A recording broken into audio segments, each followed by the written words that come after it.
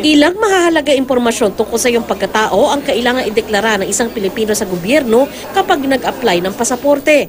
Kaya naman maraming nabahala sa tweet ni DFA Secretary Teddy Boy Locsin noong 1 linggo na itinakbo umano ng dating kontratista sa paggawa ng passport ang personal details ng maraming Pilipino nang matapos raw ang kontrata nito.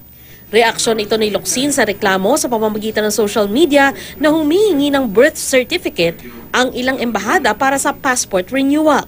Pero sabi ngayon ni Locsin, hindi naman daw itinakbo ang datos kundi sadyang ginawa itong inaccessible o hindi ma-access. Paliwanag daw kay Locsin ang bagong contractor ng passport na Apo Production Unit Inc.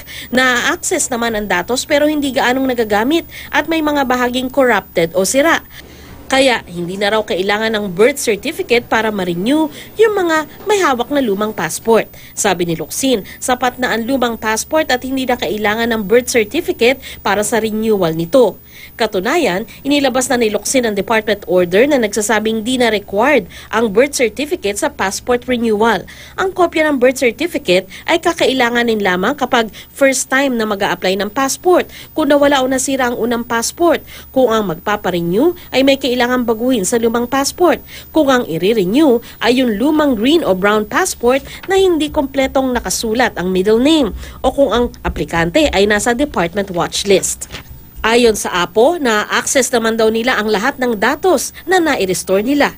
Is there a breach? Only the Senate investigation can determine if that happened or not. I will not take anybody else's word for it.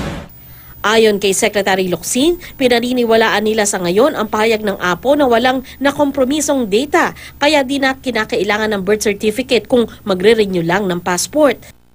Apo ang pumalit sa overture sa pag-imprenta ng mga pasaporte. Sandra Aguinaldo, GMA News.